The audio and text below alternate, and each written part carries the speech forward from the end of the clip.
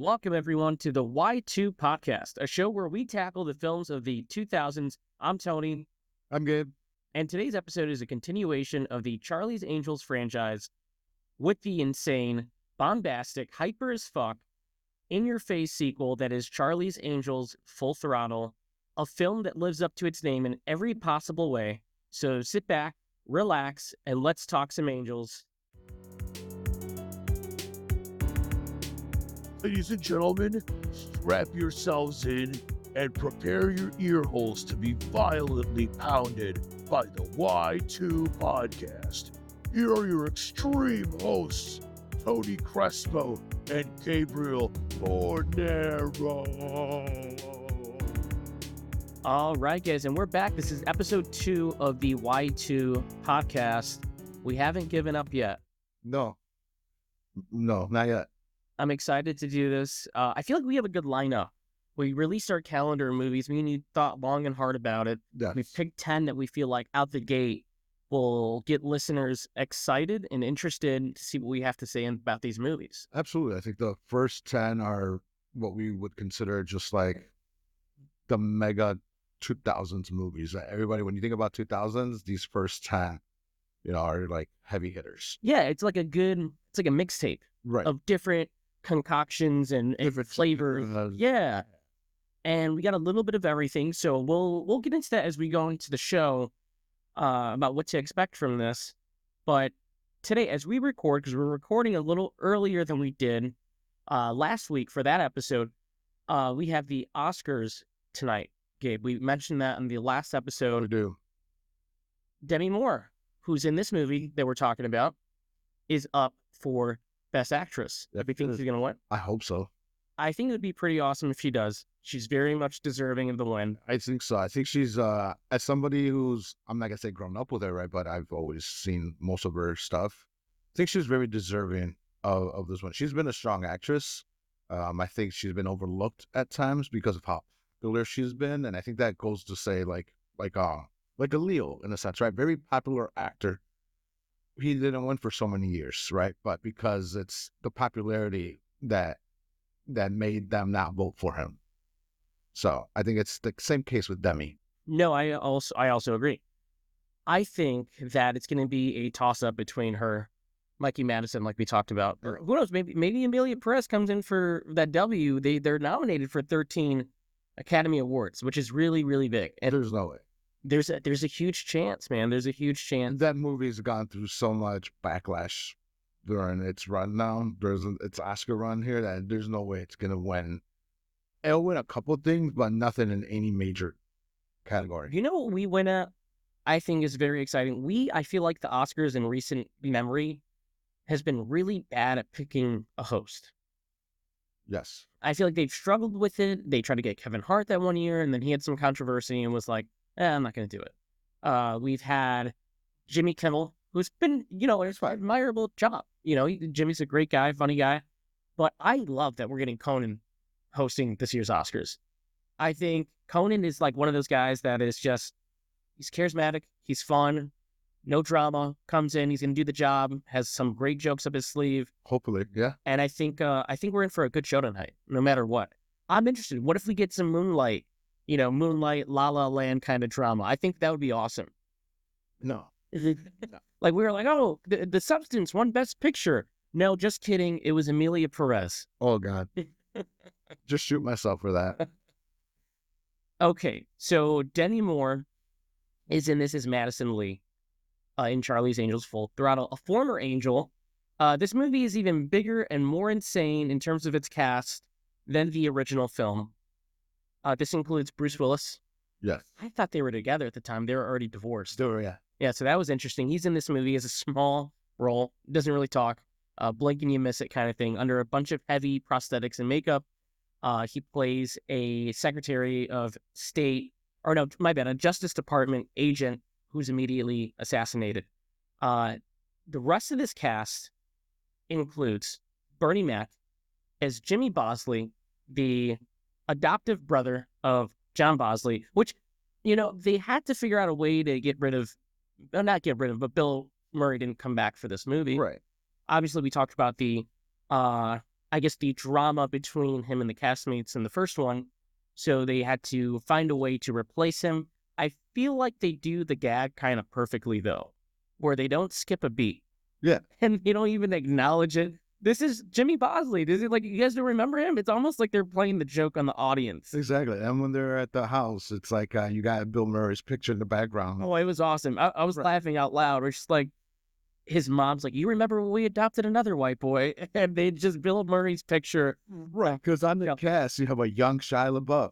We do. We have young Shia LaBeouf in this movie. We have Justin Theroux as Seamus O'Grady, who's a Irish gangster and ex-boyfriend of Drew Barrymore's Dylan. There's also a big stretch of this movie where they're making fun of Cape Fear.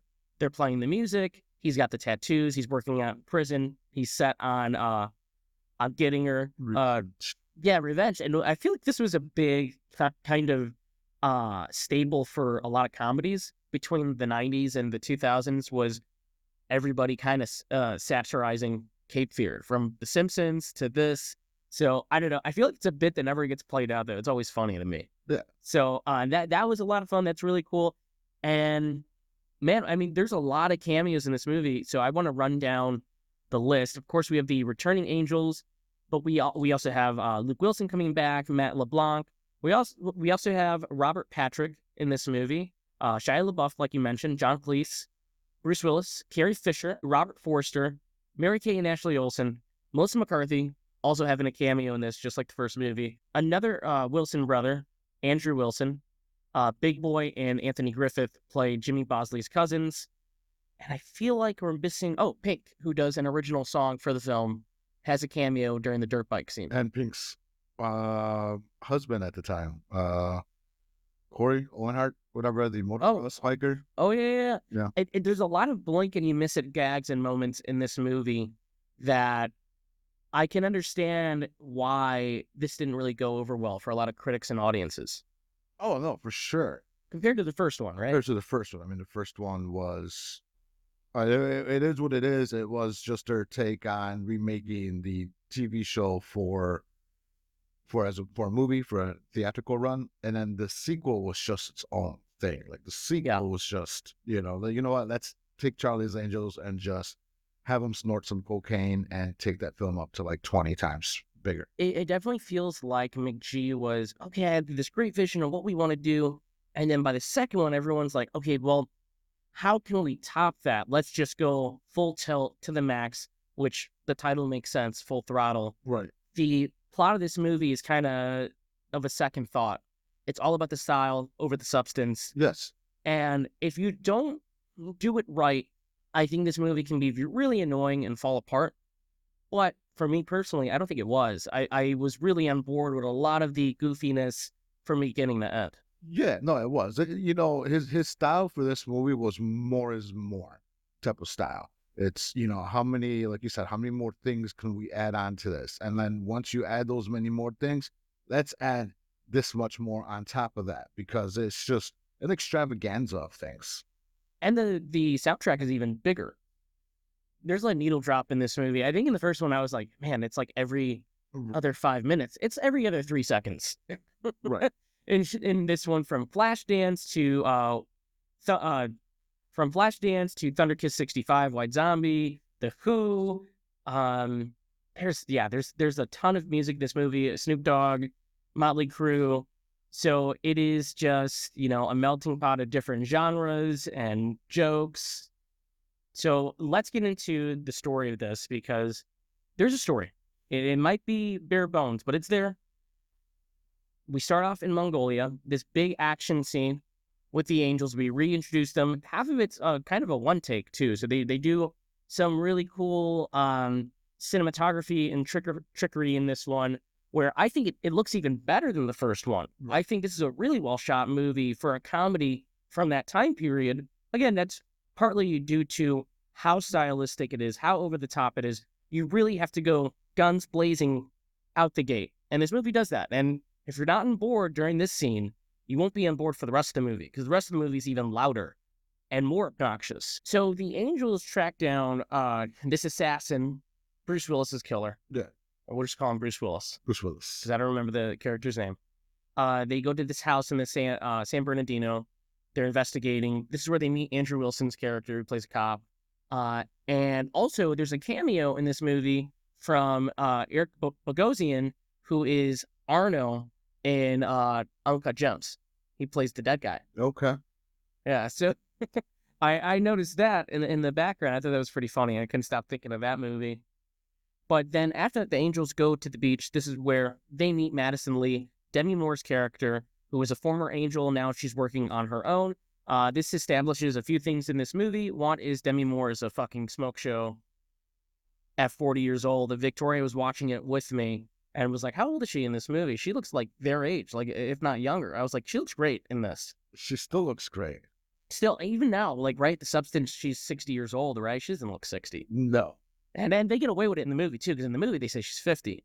But you believe it every step of the way. Yeah, absolutely. And you could tell me Demi is 40 now, and I'm like, oh, okay. Yeah, no, I would 100% believe it. I mean, she looks great for her age. She looks great, better than most people, healthy people do. Exactly. Right? This also establishes how charismatic she is as a movie star, showing up, shares the screen with Cameron Diaz. They have this little moment establishing her backstory as a former Angel. Right. And they're kind of in the spell of her, too, as the audience is. Well, remember, you probably don't remember, but I do remember this was her comeback at that time, right? She went through a nasty divorce with Bruce. She was out of the spotlight for years following a couple of bombs, actually. I think she did Striptease, G.I. Jane. Yeah, right. Yeah. Right. And so like she had taken a break from Hollywood. So this was all over, again, going with her same mantra, right? This was like all over MTV. She was on TRL, the comeback of Demi Moore, to say. So yeah, like this was a big, huge thing for this movie. The marketing was Demi Moore's back, Demi Moore as an angel. So when she comes on screen for the first time, you get a little excited, maybe a little chubby. But yes, it was really, really good. You know what I will say? I don't think she's in this movie enough. No, not for them saying it was her comeback movie. I don't think. I mean, she's maybe like a guest star. Yeah, You know? McGee's having a great time framing her in the most badass way possible. Right. He doesn't spare a moment to light her perfectly, whether she's got the surfboard running in slow motion or she's got golden pistols and they're aiming it in a specific way that kind of looks like a painting. Her taking part in like the wire fu, which does return to this movie, and Tenfold. yes, big time, right? So, But you know what? Real quick, that Demi Moore scene when she's coming out of the beach, out of the water, that was like her Derek Bow moment from like the 100%. It's like the entire you're like, oh man, like I would want that poster on my wall. The movie stops to do that. Exactly. Yeah. Like she's coming out of the ocean, body's all wet in the swimsuit. I'm like, damn. And McG in the first movie we mentioned, he's doing everything just to go, doesn't this just look cool? And in this movie, he's stopping the movie to show you this shit just looks awesome. Right? So at this point, there's certain points in this movie where I'm like, wait, what are we after right now? But I was having such a fun time. It really didn't it didn't matter up until that point. After this, the Angels, they go to a dirt bike racetrack. They're tracking down the same assassin. And we see who returns the Thin Man. And there's also Pink. That's her little cameo in this moment. Shia LaBeouf, we get to meet his character, Max. And what partakes in this scene is this giant race that's so, like, hyper-realistic, just really fast-paced. Kind of doesn't even feel like it's part of this universe. Feels like it's something out of, like, Speed Racer. Or, like, the Fast and the Furious Tokyo Drift, right? Like, it looks like a comic book. They're shooting each other through the air, jumping off their bikes. Crispin Glover, still sniffing hair and acting weird. It's good for him. It was awesome. It was awesome seeing him come back. So, great character, creepy Thin Man. And, the Angels also figure out in this moment that Dylan used to be part of the witness protection under a different name, and she's hiding from a former lover, boyfriend, Justin Theroux's character, Seamus O'Grady. I forgot to mention, and I should have mentioned it at the beginning, The angels are supposed to protect these titanium rings that reveal people in the witness protection program. Yes. So that's really like the crutch in the movie. That's the MacGuffin. That's what they're after. That's what everybody's after in this movie. And we get some more backstory about Dylan. It's mostly the same stuff that you got from the first movie. They just played the bit a little differently this time. Right. She likes bad boys. She falls in love with the bad boys. She has her own little arc where she has to separate from the angels to figure out who she is. And it all works. It's fun. It's really fun. The angels also are trying to figure out who's the creepy thin man. Why does he like sniffing hair? Who is he? Is he on our side? So they go to a monastery where they meet Carrie Fisher, who, this is what I wanted to mention at the top, Gabe, that I feel like she was in everything at this time in little cameos from Scream 3, Jane Silent Bob Strike Back. She was. And I don't know if I'm forgetting another one. And then this movie. She was a nun also in Jane Silent Bob. That's right. She was. And she's just having a blast. I think she was just at this time, people had this affinity and this nostalgia for those movies, right? And they're older now. And I think, it was fun to see Princess Leia doing these sort of dirty roles or great cameos where she's being foul-mouthed. Carrie Fisher was also still heavily involved in Hollywood as she was a script doctor. So she did a lot of script fixings and rewriting. So it was just really cool to see her in this. All the cameos in this are really fun, though. They are. After that, we get a fight at the docks with the Irish mob. This is really this is a big set piece for the wire fu. Huge set piece for the wire fu. It's so I want to say it's a little bit this is where, at least for me, that I enjoy the movie, but the wire fu takes a little bit. It's very prominent, and sometimes it's very, very unbelievable. Like some of the wire fu, you're like, all right, I could see that happening. Gabe, they were dodging bullets up until this point. Now it's unbelievable. Listen, yes, some of the somersaults and all this other stuff. It was just like, all right, y'all taking this a little bit too extreme, full throttle, if you will. But yeah, but it was still fun. It's fun to see that shit, though. It is. It is. We also forgot to mention John Cleese plays Lucy Liu's father in the movie, and that subplot is that he thinks Lucy Liu is some form of a sex worker. Yeah, she's some sort of professional, escort. Escort. Yeah. It's just a really fun little thing with the script. That was fun, actually. That was funny, especially when you got Joey talking about, oh yeah, she just her and her friends, they just worked really hard last. Right, it took on 15 guys at once or something. Yeah. Who also Matt LeBlanc returned, same character in this. Him and Luke Wilson, they kind of take a bit of a backseat. There's something really new on that front with those two characters. No, they're just for the most part eye candy. You think Luke Wilson is eye candy? Maybe back then. Mitchapalooza. You find him to be like a sexy guy? No, but I mean, whoever. You get the appeal, what woman would see in that? Yeah, tall, lanky guy. You think the Wilson brothers it's their voice? I think for Luke, it's more the voice. For Owen, I think girls actually find that cute surfer, blonde hair, broken nose look, attractive that he has. Yeah. So I don't know. I think the Wilson brothers are, attractive to some of the female population or male population. Choice though, if you were, you had to. If I had to, no. Okay. If you had to, let's rank the brothers, and out of the three, which one are you banging first?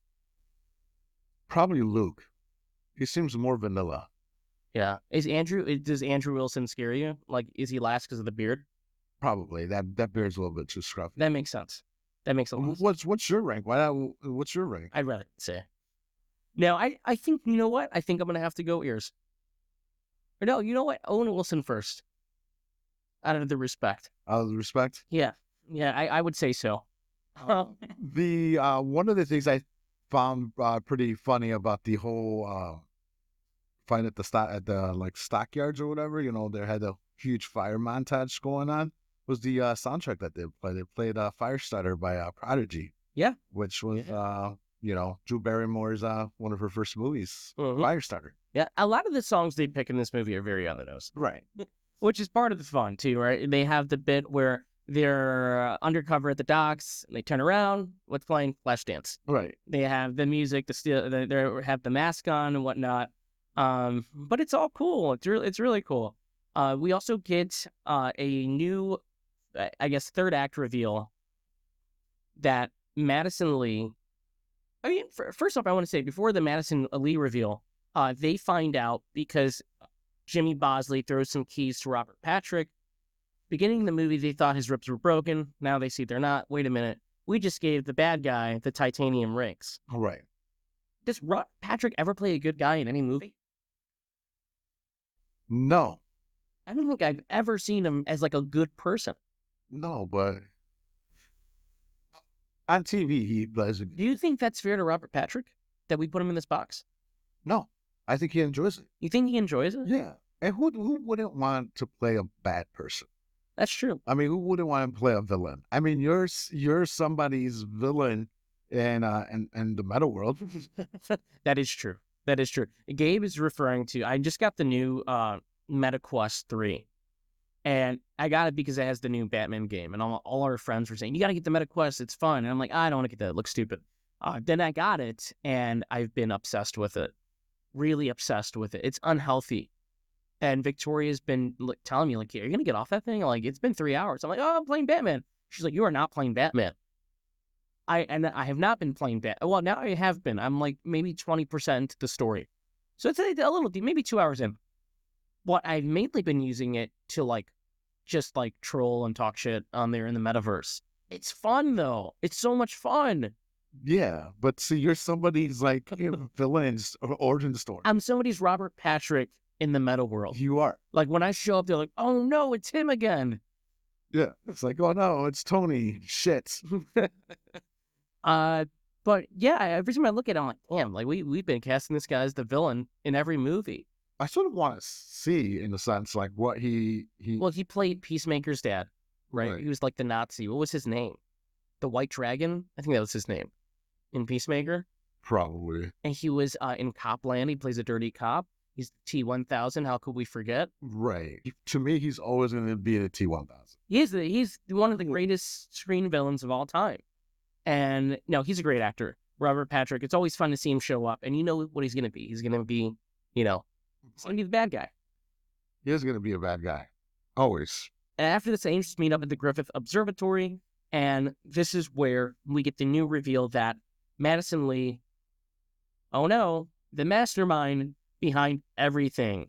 An angel has gone rogue. Demi is like chewing the scenery. She understands the assignment of this movie perfectly. We get this great action sequence, bullet time. She thinks she's killed the angel. She looks great with the golden guns, by the way. Really badass.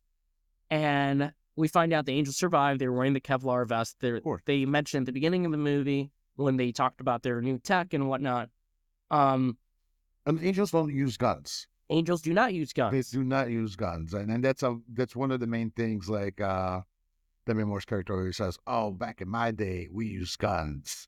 And these girls are just using Kung Fu. They're using Kung Fu. Right. Which goes to, because Drew Barrymore's she's against guns. Yeah, I think that was one of the rules when they were making the movie was like no guns. No guns. Which, I think, the timing of that works when everybody was doing this technique in Hollywood where it's like, everybody knows Kung Fu, they're going to jump on these wires and, it's going to look really, really cool. So the angels figure out the rings are going to be sold to the highest bidder at Jason's new movie, Matt LeBlanc, which is like this Mission Impossible riff. And they got to go stop the rings from being sold. All these mob bosses are there in Hollywood Boulevard. And the fight escalates from the rooftops to the backstages where they literally send Madison Lee to hell. Figuratively and literally. Yeah. They send her to hell. The Thin Man, creepy guy, Crispin Glover, protects Dylan and sacrifices himself. It's quite beautiful. Don't forget, though, you're skipping a major thing is Dylan and the Thin Man make out. Oh, they do make out, and he pulls her hair. And then she pulls. He loves the bad boys. Right. She loves guys that are morally, ambiguous in a way. Correct. So, yeah, we do get the Thin Man. I don't know why we went to the monastery. Because the Thin Man was what? He was the orphan, and they talk Or- about how he got his yeah. haircuts there, and he still comes back to get his haircuts. Right. But why did it impact the story? It was just a fun bit. This is fun. It was just a fun bit. I mean, most of this is just fun bits. It's true. I see. I mean, they went to Bosley's house. You know what I did right now? For what? I made an assumption. You assumed. I assumed the filmmakers had a plan for that other than just the joke. And I shouldn't have made that assumption. You know what they say about assuming. No, I shouldn't have done that at all. So I want to ask you though, what were like talking about this movie compared to the first one? Do you think this movie is better, as good, or do you think it's just the style and you know? Are we giving it a pass a little bit, or do you honestly think this is a good movie? I don't think it's a good movie, but I enjoy the fuck out of it, and I think that makes it a good movie in my eyes. I mean, it's a good movie. I think I get what you mean. On paper, I guess you could see some people saying this is a bad movie. Right. On Right. paper, I could see people saying it's a bad movie. Like, I never went to film school. I don't know what the fuck I'm looking for as far as like cinematography goes, or how the shots lit up, or where the story is weak. Like, I've never done that, right? I've always judged movies upon two things. Did it make me, if it's or a couple of things. If it's a comedy, did it make me laugh? Right? If it's a horror movie, did I get scared? If it like shit like that, right? Like very trivial stuff. And if like movies like this, did I enjoy it? Yes, it was a good movie then. I think it's a great movie. Yeah, no, I get. I get what you mean, and I get the reason why I bring up that topic is because, you know, I've talked to you about this off camera, and I've mentioned this to Victoria too, was what we consider to be good movies and bad movies 20 years back, and what we consider a good or bad movie now. And I feel like me and you are in agreement on this, I think, in some ways, that I think a bad movie now is a movie that refuses to make choices, that doesn't commit to anything. And it's mostly, we're talking Hollywood movies, right? Big studio movies. Again, I want to preface that, yes, we've seen a lot of the great films that have come out within the past few years, whatever they may be. You name them, like, we've seen them, and we know what they are. But Charlie's Angels is a big studio movie. Both of them make choices. They have a vision. You know, say what you will about the story and the script, and maybe some of the jokes don't age well, but there's actual intention with the jokes and the humor and the sight gags and the cinematography and the needle drops, the costume department, the action scenes. All of it feel natural to their world. So I feel like, one, we don't get enough of that now, and we also took advantage of what we had then. Yeah, I get what I get what you mean. I mean, nowadays, or for a while, I mean, you can't have Cameron Diaz in a champagne glass and a skimpy outfit anymore. We skipped over that whole scene. Right. The whole striptease scene, which doubles down on how horny these movies are. This movie's way hornier than the first one. It was. Way hornier. And mind you, right? This movie is made a lot of for like that teenage male audience of ogling these beautiful women. Right. You know, myself included in that, because I was, late teens, early 20s. So I was like, hell yeah, let's get some more of this. And then as an adult now, I'm like, God damn. I was like, she looked good back then. She still does, but. You know what I was going to say? What was the average day for Gabe in the year 2003? 2003? God, I was 20 that year. A typical 2003 day for Gabriel was very simple. He'd wake up at 11:02 a.m., walk over to the 7-Eleven or the Speedway if it was close, get himself two 2 liters of wild cherry Pepsi, a few packets of Pop-Tarts, and possibly even a Hostess cupcake or a Gansito if they had them available, as they sometimes did. He'd go back home and he'd play 6-7 hours of GoldenEye. Then he'd call somebody up, beg them for sex, maybe. He was a very simple man with very simple pleasures. Oftentimes he'd just strip himself naked, stand in front of the mirror, and yell at himself until he climaxed.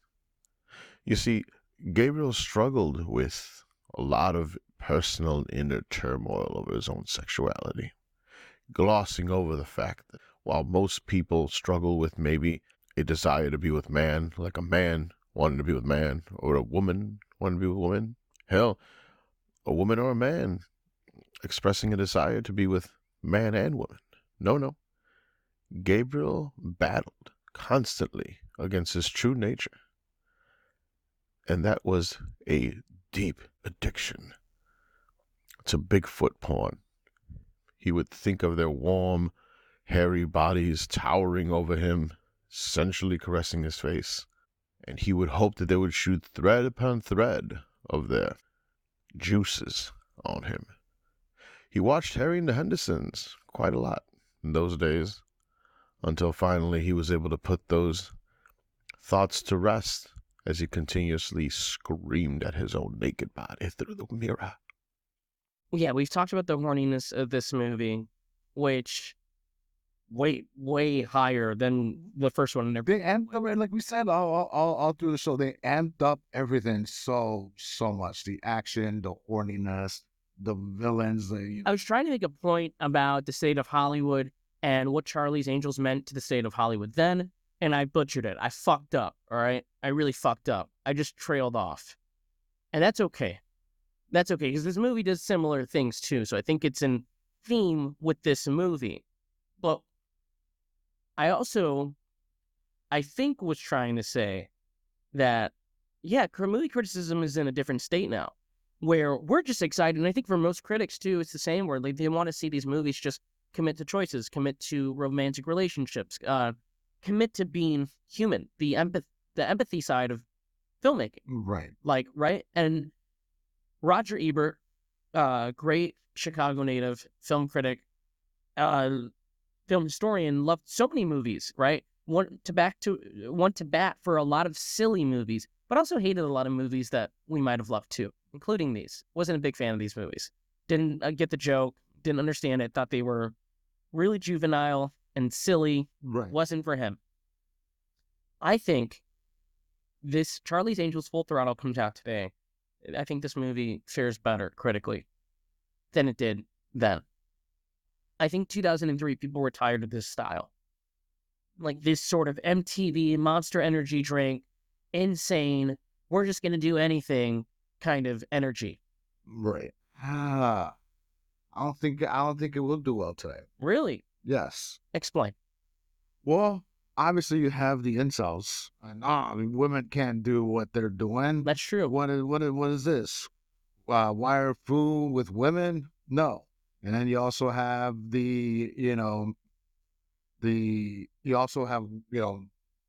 people being like, oh, well, you can't show women in bathing suits and champagne glasses and stuff like that. So you also have that aspect. Gabe, were you say woke?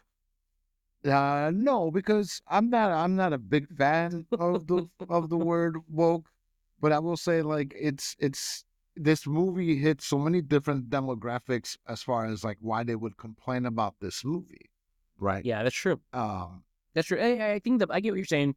The bubble is bigger too, right? In terms of like movie fandom, everybody has an opinion. Twitter, X, whatever, YouTube, Right. TikTok. Most Marvel movies at this point fail before the movie even gets released because of whatever reason. Yeah. Actress says something the wrong way on the red carpet. Yeah. Or they don't like whatever, and it's like the movie automatically fails. That's true. So like I feel like in this microcosm, this movie would fail. Not because there's anything wrong with it. I mean, I think the wire food would be amazing and like this technology that we have nowadays. Yeah. But also, they shot a lot of things on location. 100%. Right? You take this movie with green screen, it will not work. Not at all. Did I tell you the story about the Ghostbusters thing that I saw No. on Twitter? So, and I'm happy that you brought that up, right? Because it's so, again, we're applauding movies 20 years ago for shooting real locations, practical effects, all those things. Movies still do that now. But the problem is like the digital sheen that comes with it, right? Like Wicked being nominated for Best Picture, really great movie. I enjoyed Wicked a lot. The girls are amazing. Right. But the whole thing with that movie was we shot with practical effects. We have practical sets, all these things. And you can't tell in the movie. It just looks like CGI digital sheen, right? I read a story the other day where that new Ghostbusters Frozen Empire movie, not really a good movie, but they mentioned how, oh, well, we couldn't shoot much in New York, so we did everything with visual effects, including like the most bare bones, like pickup shots, whatever.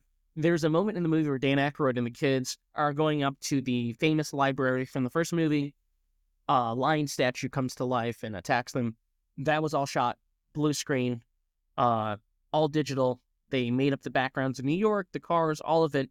And the movie looks off. You're watching and you're like, something looks ugly about this movie. And when you watch that video, you're like, oh, because it's all fake. It's not real. These people aren't real. Background extras look fake now, too. There was an art to the extras. There was. Especially in like movies like this or like the Raimi Spider-Man movies where you're like, those people look real. Those look like real people. Yeah, and a lot of those extras could potentially become famous and be, actors. Like Terry Crews was an extra in a lot of Ice Cube's Friday films. And that's true. I mean, you get guys that, But also, like real quick, like you mentioned, is 20 years ago, we used to applaud movies for using computers and CGI. And it was, right, 'cause it was new and it was exciting. New and exciting, right? Now we're applauding movies that use physical locations and minimal CGI usage. And here's the thing, too, right? It's like, I think audiences want a balance. Unless you're like James Cameron. James Cameron is like a master who knows exactly what audiences want when they show up to these Avatar movies is innovation. It is. But see, James Cameron is like a different species, right? Because James Cameron will release a movie every 4 or 5 years. Right. But he perfects the movie. So you know what you're getting. Yeah. So when that movie comes out, it is perfected. It's true. When, nowadays with like Marvel, DC, to an extent, any movie, right? They're done so quickly. The CGI is done so cheaply and it's outsourced and it's whatever. Well, another reason why they do that too is because of the culture of leaking, like spoilers online and Twitter and professional leakers, then these guys that find ways to get pictures of sets and who's going to be in what, who's signing the contract. So all right, we'll shoot in Atlanta or London on a soundstage, and then we'll, like you said, outsource our moments and visual effects to places to Vancouver or Atlanta or LA. And we have all these different visual effects artists working on this one movie. Right. But it looks so cheaply done. It looks really bad. To the point where, I mean, I'm not saying the movie is unwatchable, but it is to a point where it's just like, I miss the days of filming on location. Like this movie, like Full Throttle, all its cheesiness aside, it's still better made than most of the shit that's coming out now. No, I agree, and I think that's another point to this movie is how good it looks. Right. It's a really good looking movie. Like, we're gonna get down into our list when we do our list here and our next 10 films, and some of the action films that we've selected, it's amazing. Like you can't right. And you mentioned CGI thrilled us then, right? It was innovation, right? Like the Transformers movies, those were all shot on location still. Right. Michael Bay used real locations, and I love the videos about how they did the Transformers fights and all the things that you could find in the DVD commentary behind the scenes. They shoot a lot of the stuff in camera, and then they add the Transformers after with the destruction, but there's still real fireworks going off, real explosions on set, and then you add the Transformers after doing their thing. Yeah. Right? So the audience, your mind is going, wow, this looks real. This looks like it could, that movie came out in 2007. It looks as good as the movies coming out today. Right. I mean, even like going back to like 1990, or maybe 80s, I forget when it came out, but like Who Framed Roger Rabbit? Oh, 88. Yeah. Right. Like that movie still looks phenomenal. It does. Even people talk about, the joy of that first Jurassic Park movie, right? Which blends VFX, practical effects. Right. Spielberg knows exactly when to pull back, when to show. Why do the new Jurassic World movies? Why do they look like that? And it's simple. They don't have Spielberg, right? You don't have the master doing the movies, but it's also those movies are leaning into what audiences like and what they love now, which is a lot of franchise building, a lot of. I mean, I hate to say it. I think audiences don't care as much about how a movie looks. They really don't. They just want movies have become throwaways, right? In this era and generation of TV's taking over. It's all about TVs. I know you and I fight about Netflix series and TV shows, right, being released weekly or being released all at once. right. But movies have become forgettable. I could tell you maybe the last couple years, if you ask me, hey, did you watch this? And I'll be like, oh yeah, I have to look into the letterboxes. Remember if I watched it or not. Because it become throwaways. Films are no longer an experience. It's no longer like you're waiting to go to the theater. Like you have like your release dates and you're saying, okay, this movie comes out this day. You're planning out your weekend around the movie. You're planning out a date night with your girl or your boy around the movie. Nowadays, it's like, oh, what's the newest hit on Netflix? Like, let's watch this new movie on Netflix. And you've talked about this before. No, sure. There's a Netflix sheen to it as well, right? There's a Hulu sheen to things. There's an HBO Max sheen to things, right? And it's like, it just becomes boring. They become repetitive. They become, it looks like one big run-on movie from all these different streaming services. I did want to say, too, and correct me if I'm wrong, that 2024, a lot of great movies came out this past year. Fantastic films. So many. I could probably name like 30 to 40 that were just stellar. There wasn't one or two that felt like events. But I will say 2022 and 2023 had a few that were just kind of like we talk about TV and TikTok taking over, but these movies showed, no, the power of the movies is still stronger. Right. It's still stronger when you put something out there and it can't be denied, right? Twisters got kind of close, but it was just big in the U.S., right? Great movie, really fun time, but Top Gun and Avatar, like Barbie, Oppenheimer, oh my God. Like, you couldn't avoid those movies. Right, you couldn't. Yeah, everybody was talking about them. It was the movie to see. Top Gun felt like, as a kid, going to the blockbusters in the summer, that's the feeling. Right. And you go there with all these strangers in one room. Everybody's seeing the same thing. They're having such a fantastic time. Great mix of practical and visual effects. Charismatic movie stars. That's what the movies are. And we need that more. I think people are like, they're impressed when it happens, but we don't get it enough. Right.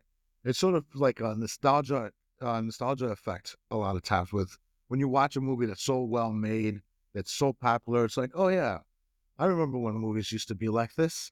And unfortunately, that wasn't never the case. Like, movies have always been big into American pop culture or international pop culture, right? Hollywood has always been ingrained into the culture. But nowadays, it just seems like there is no culture. Yeah. In a sense. I think it's changed. And I think like movie fandom and film Twitter, all these things kind of, they affect it on a grand scale. Right. I think this year we're going to have a lot of movies that are going to maybe get back to that. I hope so. I mean, I haven't gone to the movies since I went to go see that Pantera movie with you. You haven't gone to the movies since Den of Thieves, huh? Yes, since Den of Thieves. That's interesting. And it's not like I don't want to go. I know there's been a lot of you talk about the Monkey Man. There's a lot of great movies so far this year, yeah. But it's just nothing that I my days off are like so precious right now that I want to really enjoy them. And it's not like a movie that I'm going to go give up 2 to 3 hours of my life to go see Captain America: Brave New World and I told you, and you called me on about this on our chats, and it's like I see them when they come on Disney. Yeah. Or Hulu or Netflix. And it's not like I have anything against them. It's just I don't want to give up. Those movies, they might be good, but they don't seem like movie events for me. I can see the reason why. And I can see, a lot of I think a lot of the audience feels the same way. It used to be like Marvel movies were my number one. I'm going to go watch this opening day. Thursday night or Friday night, I'm going to go watch a Marvel movie. I mean, I haven't seen Captain America yet. I saw, was it The Marvels, maybe on its second or third week? What was the other movie before then? I don't remember. But again, I don't even remember Marvel movies. I think it was It was Ant-Man 3? Oh, yeah. Yeah. Okay. No. I think I waited like 2 weeks after that shit came out. Was Deadpool and Wolverine the event of 2024? Yes. And I did see that one opening weekend. And I did see that, like, I even think I got an early preview of that. Right. It is the, But see, that's different though, right? Because yes, it is Marvel, but it's not Marvel. And it doesn't fit the scope of what Marvel was doing with their MCU, right. right? It feels like an off. That movie was going to be a layup either way, too, for them. Right. It was, you're combining Deadpool and you have Hugh Jackman coming back as Wolverine. So it's like a one-off. You know who's better than both of those guys? To get back to Charlie's Angels Full Throttle. Because we went on a whole tangent. We were trying to say something. I forgot what we were trying to say. I think, movies just need to be sexier again. They need to look good again. We need to shoot on film again. And if you're going to shoot digital, make sure it looks good on digital, right? Shoot on location. Shoot on location. Doom 2, a big fan base. People love those movies. They look good. They're good-looking movies, right? You could tell they shoot a lot of it in camera. And when they use visual effects, they use them as a tool. They're shooting in sand. They're shooting in sand. You know how much sand fucking Zendaya's ass crack gets? Yes. I would buy that though, by the way. You would buy Zendaya, any sand that got into the crevices of Zendaya. Oh, absolutely. Some way. That's awful. I mean, people are buying ass water. Why wouldn't you buy fucking sand particles from somebody's ass crack? Zendaya's ass. That's not awful for Zendaya. That's strange. Well, actually, it might be awful. There's a man out there that wants to buy her sand that has been in her ass. I want to talk about Bernie Mac, who's better than Deadpool and Wolverine, right? One of the greatest comedians of all time. Bernie Mac had that 2000s run with like with this one. Yeah. I know he had Transformers, The Ocean's movie. and the Ocean's movie. Like he had his own TV show, And the Bernie Mac show. Bernie Mac show is great. It is great. It is. I watched a few episodes a couple weeks ago because I was explaining it to Victoria, and we put it on. All the jokes still hit. Of course. Still funny. All stuff from his stand-up, too. Yeah, the Kings of Comedy stars, right? Movie special that they had. That wasn't about like. Could you imagine back in the 2000s? You had Eddie Murphy had his movies, right? His stand-up movies, which was hits in the 80s. Chris Rock has it, but like the Kings of Comedy when they toured and then they did like the movie, that shit was like the best. No, it's true. Kevin Hart had kind of that run back in like 2011. Right? What was it? What was that movie? What was his comedy special that blew up? I don't know. I was never really a big Kevin Hart guy. He had a comedy special that blew up that, made like $100 million or something like that. I forgot. Wasn't it like Short People or some shit like that? Yeah. It might have been. No, but yeah, yes, Bernie Mac, very personable, very. He is a larger than life. Yes, absolutely. Especially in this movie, he acts like some like I don't know what to do here, and he has a couple like he puts on the makeup and pretends it's like the school the crossing guard, right? Or they throw something in the air and he bats it. Like he pretends like to be some goofy, aloof, I don't know what to do here type of role, but he plays it very well, and he plays it with a lot of heart. I agree. So there was a bit of a sadness I felt when these movies are over because you want more installments. You do. I would see at least 2 more sequels. This was pre-franchise. It was. I think for a lot of studios, when they felt like, oh, the second movie, audiences showed up, but the returns weren't as much as the first one. Let's cut our losses. That's it. It's over. Right. So that was the case for this movie.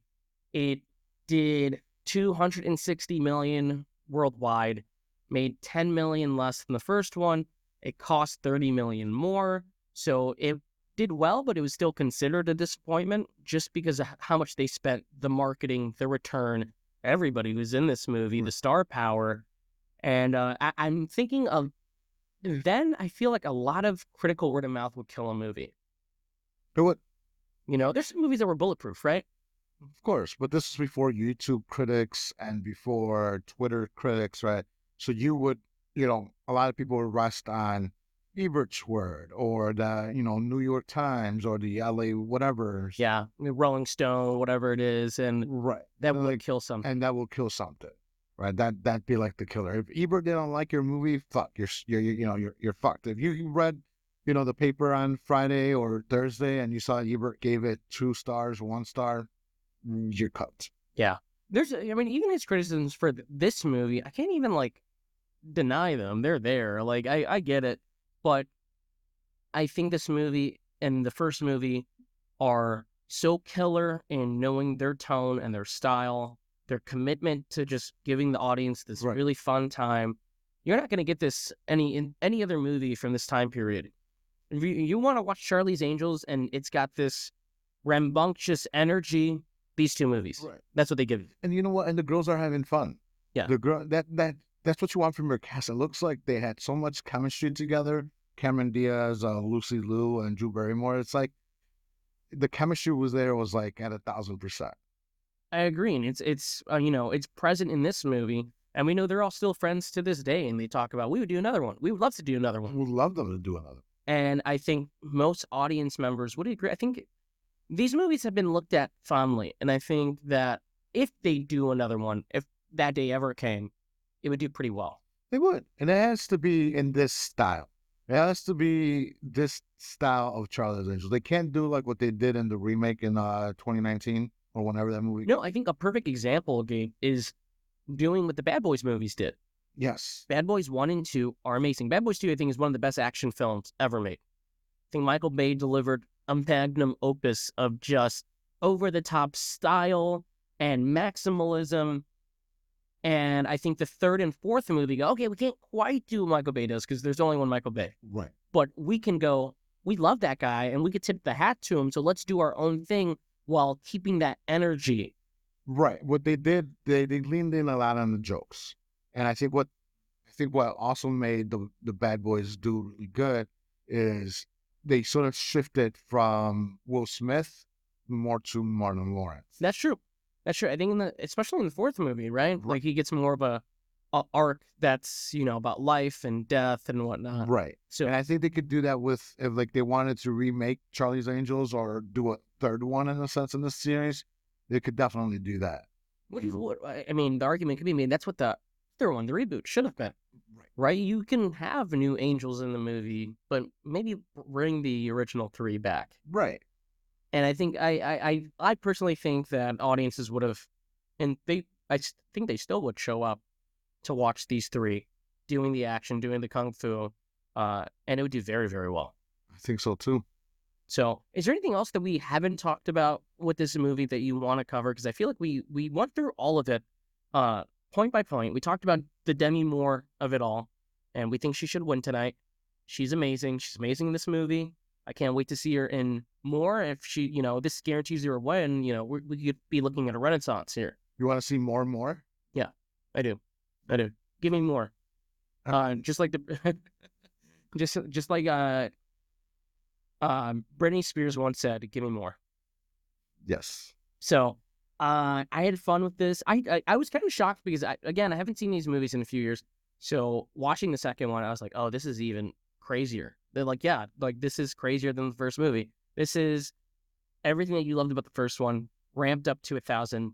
This is a banger. This is a certified banger. It is a banger. So great time. I'm trying to think where it would rank in terms of 2000 sequels, but I think it would be pretty high for me. When I think of the American Pie 2s and the Bad Boys 2s, I would put Charlie's Angels Full Throttle in that conversation with those. I mean, we're going to run that. I'm just going to put it in the middle right now, middle of the pack. Of those kind of movies, right? Right. Yeah. Middle of the pack. It could go up and down depending on how we run the other movies that we watch. Things can change. But for right now, I'm just going to put it at 4 or 5. Okay. I think that's fair. I think that's more than fair. So that was Charlie's Angels Full Throttle. I wanted to go longer in this episode, but I feel like we came in around the same time, which is fine. Yeah. That's just the natural flow of the conversation. It is what it is. But what can you expect from the Y2 podcast coming soon?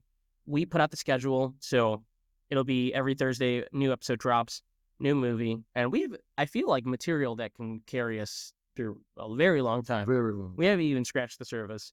So if you enjoy this episode, if you enjoy this conversation, please come back, but hit that follow button too on Spotify. We want to get to 100 followers. That's the goal. We do. No matter how long it takes, even if I have to create bots. Let's create bots. I just want to make enough money off this podcast I could buy Zendaya's sand ass. The sand from Zendaya's ass from the set of Dune 2. Gabe wants it. I do. So we got to make enough. I'll even take some foot sand. Yeah, hey, you're that's crazy, man. You're a freak. I know. You're all for Zendaya, huh? I mean, I guess most men would. So, next week we will be releasing our episode on Josie and the Pussycats, a great satire of the music industry, the comedy industry, also based on a cartoon. This has been amazing. Thank you guys again for tuning in. It's been a lot of fun. Gabe, Thanks for listening. What he said, exactly. So we'll see you guys next week. And if you liked that story about Gabe, let us know, because there'll be a lot of more. You never know who's going to pop up on this show. Never know. So thank you guys. We'll see you next week.